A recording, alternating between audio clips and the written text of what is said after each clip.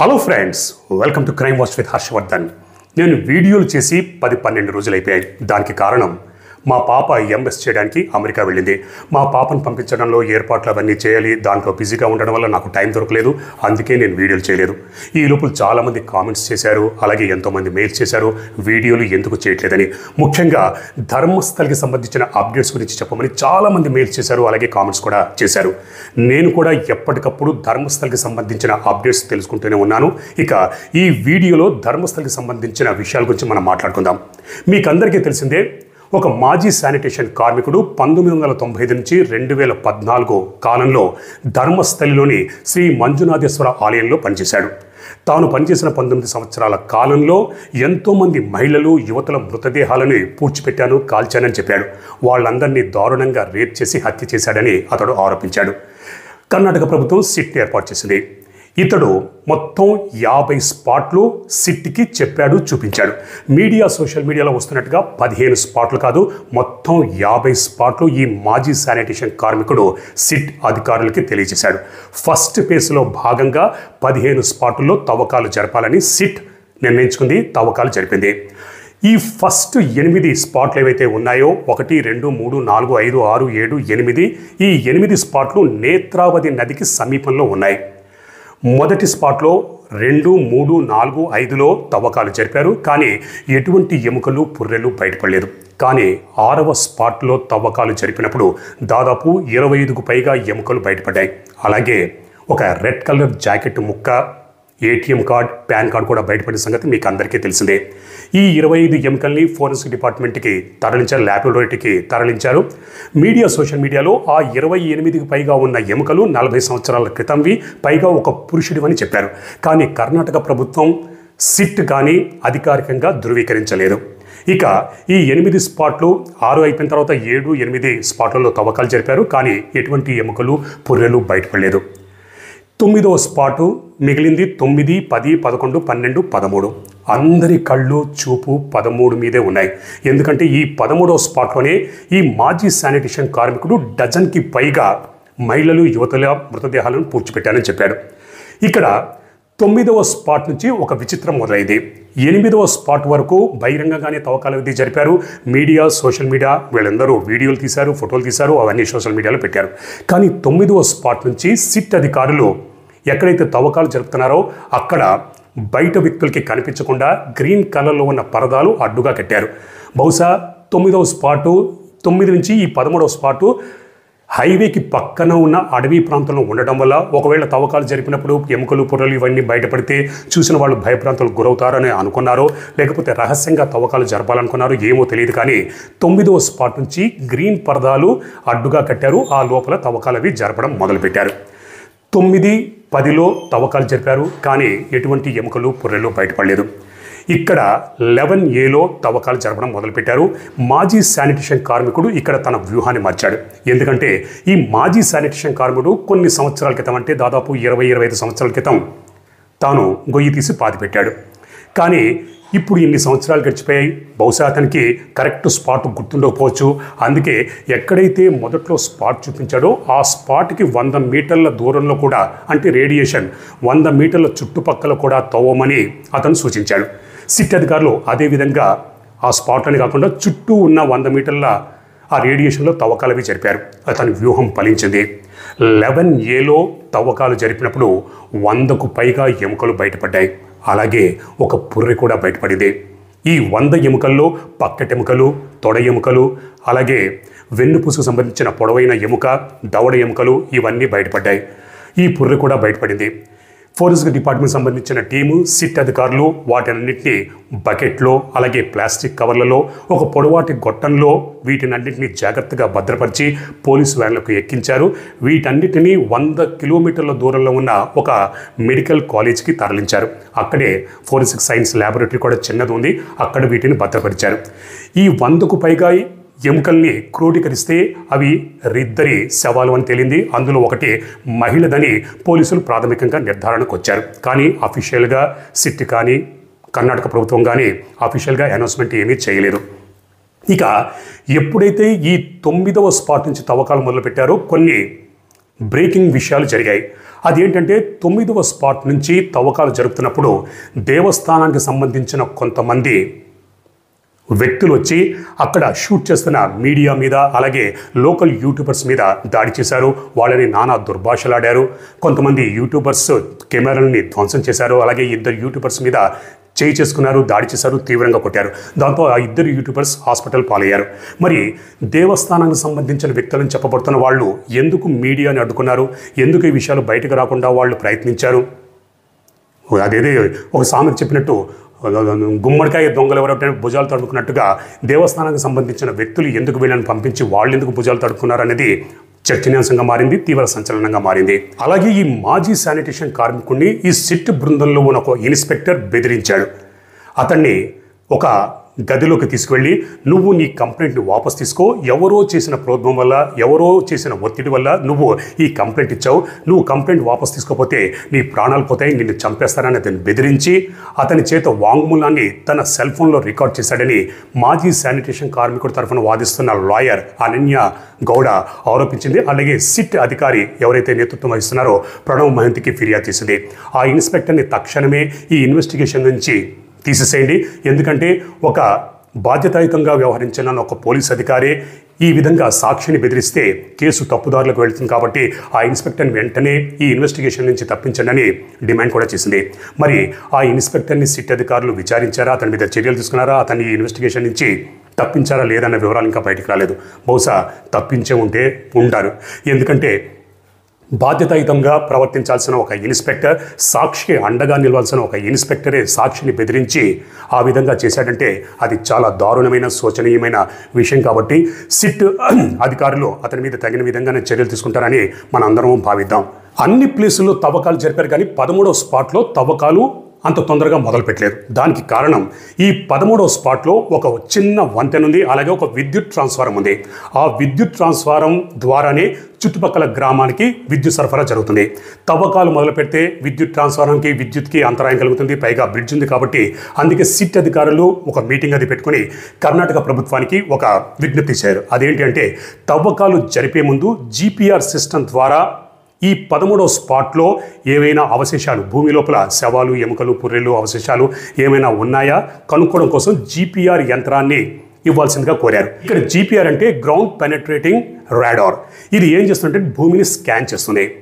కానీ విచిత్రంగా ఎప్పుడైతే సిట్ అధికారులు కర్ణాటక ప్రభుత్వానికి ఈ జీపీఆర్ యంత్రాన్ని ఇమ్మని కోరారో, దేవాలయానికి సంబంధించిన ఈ డి గ్యాంగ్ అనే అధికారులు ఎవరైతే ఉన్నారో వాళ్ళు ఈ జీపీఆర్ యంత్రాన్ని అద్దెకి తీసుకోవాల్సి ఉంటుంది. ఎవరైతే అద్దెకిస్తారో వాళ్ళని బెదిరించి మీరు సిట్ బృందానికి మీ యంత్రాలు ఇవ్వకుండా ఉండండి అని ఒక హెచ్చరిక లాంటిది, ఒక బెదిరింపు లాంటిది ఇచ్చారు. దాంతో ఎవ్వరు కూడా ఈ జీపీఆర్ యంత్రాన్ని ఇవ్వలేదు. కానీ మొత్తానికి కర్ణాటక ప్రభుత్వం ఈ జీపీఆర్ యంత్రాన్ని సిట్ అధికారులకి అందజేసింది. మీకు ఇంకా స్పష్టంగా చెప్పాలి అంటే, అర్థమయ్యేదంగా చెప్పాలంటే, మనం ఎప్పుడైనా ఆరోగ్యం బారిన పడినప్పుడు హాస్పిటల్కి వెళ్తే ఎక్స్రే తీయించుకోవాల్సిన అవసరం వస్తుంది. ఎక్స్రే తీయించుకుంటే లేదా సిటీ స్కాన్ తీయించుకుంటే మన శరీరం లోపల ఉన్న భాగాలు ఇవన్నీ స్పష్టంగా కనిపిస్తాయి ఎక్స్రేలో. అప్పుడు డాక్టర్ ట్రీట్మెంట్ తీస్తూ ఉంటారు. అదేవిధంగా ఈ జీపీఆర్ యంత్రం కూడా భూమిని స్కానింగ్ చేసి భూమి లోపల ఉన్న అవశేషాలు, ఎముకలు కావచ్చు, పుర్రెలు కావచ్చు, శవాలు ఇవేమైనా ఉన్నాయా అన్నది కనిపెడుతుంది. అలా కనిపెట్టినప్పుడు తవ్వకాలు జరపడం చాలా ఈజీగా అయిపోతుంది, ఎంతో పని భారం తగ్గుతుంది. కాకపోతే ఇక్కడ కొన్ని అవాంతరాలు వచ్చి పడ్డాయి. అది ఏంటి అంటే, ఈ మాజీ శానిటేషన్ కార్మికుడు కొన్ని సంవత్సరాల క్రితం, దాదాపు 25 సంవత్సరాల క్రితం 6 అడుగుల గోతి తీసి ఈ మహిళలు, యువతల డెడ్ బాడీలను పాతిపెట్టాడు. ఆ తర్వాత నేత్రావతి వరదలు వచ్చాయి. ఆ వరదలు వచ్చినప్పుడు ఈ 13వ స్పాట్ కూడా వరదలు వచ్చాయి. వరదలతో పాటు మట్టి కూడా కొట్టుకొచ్చింది. అప్పట్లో ఈ మాజీ శానిటేషన్ కార్మికుడు 6 అడుగుల గొయ్యి తీసి ఈ డెడ్ బాడీలవి పూడ్చిపెట్టాడు. కానీ కాలక్రమేణా ఈ వరదల ప్రభావం వల్ల మట్టికంతా కొట్టుకొచ్చింది. మట్టంతా ఈ 13వ స్పాట్లో పేరుకుపోయింది. దాంతో ఇప్పుడు 20 అడుగుల లోతు తవ్వాల్సిన అవసరం ఏర్పడింది. ఈ 20 అడుగులు తవ్వాలి అంటే కొన్ని అడుగుల లోతు తవ్విన వెంటనే నీళ్లు ఉబికి బయటకు వస్తున్నాయి. ఎందుకంటే ఇది వర్షాకాలం, వర్షాలు పడ్డాయి. దాంతో కొన్ని అడుగుల లోతు తవ్విన వెంటనే నీళ్లు ఉబికి వస్తున్నాయి. దాంతో నీటిని తోడే యంత్రాన్ని తెప్పించి నీటిని అంతా బయటకు తోడి మళ్ళీ తవ్వకాలవి జరుపుతున్నారు. ఇదంతా శ్రమతో కూడుకుంది. కాబట్టి ఈ జీపీఆర్ యంత్రం ద్వారా అసలు ఆ 13వ స్పాట్లో నిజంగానే ఎముకలు, పుర్రెలు, శవాలు అవన్నీ ఉన్నాయా అని తెలుసుకోవడం కోసం ఈ జీపీఆర్ సిస్టమ్ని ఉపయోగించారు. నిన్ననే ఈ జీపీఆర్ యంత్రం చేత ఆ 13వ స్పాట్లో మొత్తం నేలపై ఉన్న ఆ పిచ్చి మొక్కలు, ఈ చెట్లు ఇవన్నీ వాటినన్నింటినీ వాటన్నింటిని తీసేసి నరికి చదును చేసి మట్టినంతా కొద్దిగా తీసేసిన తర్వాత ఈ జీపీఆర్ యంత్రంతో ఈ 13వ స్పాట్ చుట్టుపక్కల ఎక్కడైతే స్పాట్ పెట్టారో అక్కడంతా పంపించారు, వెతికించారు. కానీ ఇక్కడ ఈ జీపీఆర్ యంత్రం కూడా కొన్ని అడుగుల లోతు వరకే ఉన్న అవశేషాలను గుర్తిస్తుంది. అంటే ఒక 20 నుంచి 25 అడుగుల లోపల ఉన్నటువంటి అవశేషాలు, ఆ ఎముకలు పుర్రెలు ఏమైనా ఉంటే గుర్తించగలుగుతుంది తప్పితే 50 అడుగులు 100 అడుగుల లోపల ఉన్నటువంటి వాటిని గుర్తించలేదు. ఇక్కడే అవాంతరాలు వచ్చే అవకాశాలు ఉన్నాయి. ఎందుకంటే కొన్ని ఏళ్ల క్రితం ఈ మాజీ శానిటేషన్ కార్మికుడు 6 అడుగుల లోతులో గొయ్యి తీసి పాతిపెట్టుంటాడు. కానీ ఇప్పుడు 20 అడుగుల పైగా తవ్వాల్సి ఉంటుంది. మరి ఈ జీపీఆర్ యంత్రం 20 అడుగుల లోపల ఉన్నటువంటి అవశేషాలను గుర్తించగలుగుతుందా లేదా అన్నది కూడా ఇప్పుడు ఒక ప్రశ్నగా మారిపోయింది. నిన్నటి నుంచే 13వ స్పాట్లో తవ్వకాలు జరుపుతున్నారు. మరి ఈ 13వ స్పాట్లోనే అత్యధికంగా డెడ్ బాడీలను పాతిపెట్టానని మాజీ శానిటేషన్ కార్మికుడు చెప్పాడు. మరి జరుపుతున్న ఈ తవ్వకాల్లో ఎముకలు పుర్రెలు ఇవన్నీ బయటపడతాయా లేదన్నది మనం వేచి చూద్దాం. నేను ఈ వీడియో చేస్తున్న టైంకి ఇంకా ఎముకలు కానీ పుర్రెలు కానీ ఇవేమీ బయటపడలేదు. బయటపడతాయేమో మనందరం వేచి చూద్దాం. ఈ లోపు నిన్ననే ఒక బ్రేకింగ్ లాంటి విషయం బయటపడింది.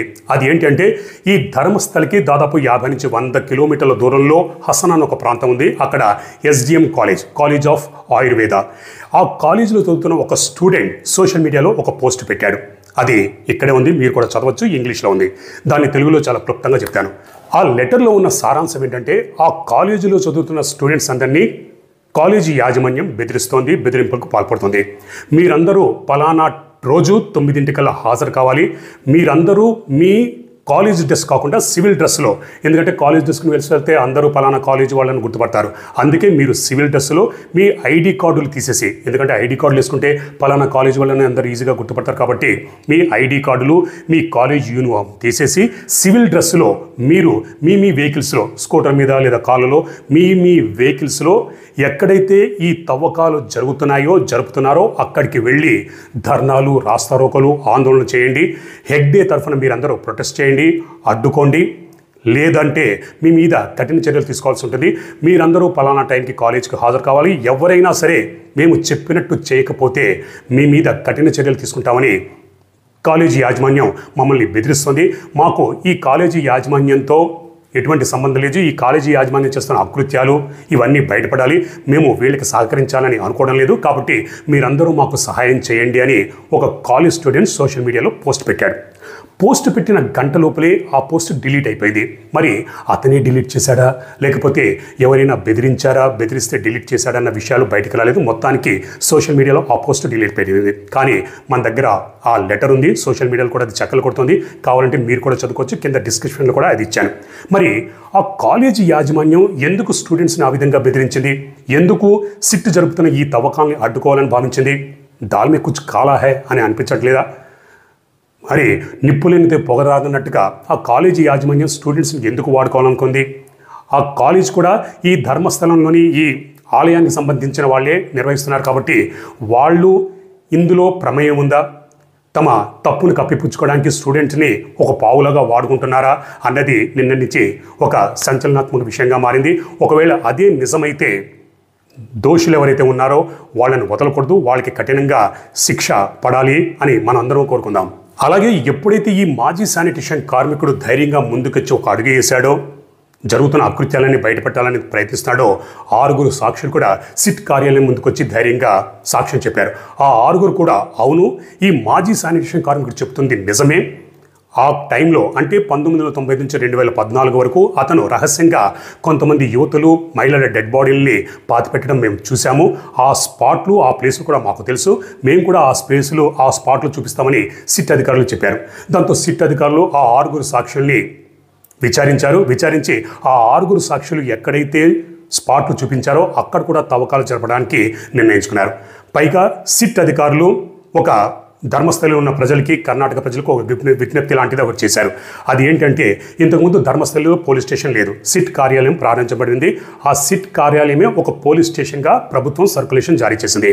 కాబట్టి ఎవరైనా 1995 నుంచి 2014 వరకు మిస్సింగ్ కేసులు ఏమైనా జరిగాయా, లేకపోతే తమ కుటుంబంలో ఎవరైనా మహిళలు యువతులు అదృశ్యమైపోయారా, ఉంటే వాళ్ళు ధైర్యంగా ఇప్పుడన్నా ముందుకొచ్చి సిట్ కార్యాలయానికి వచ్చి ధైర్యంగా కంప్లైంట్ చేయొచ్చు.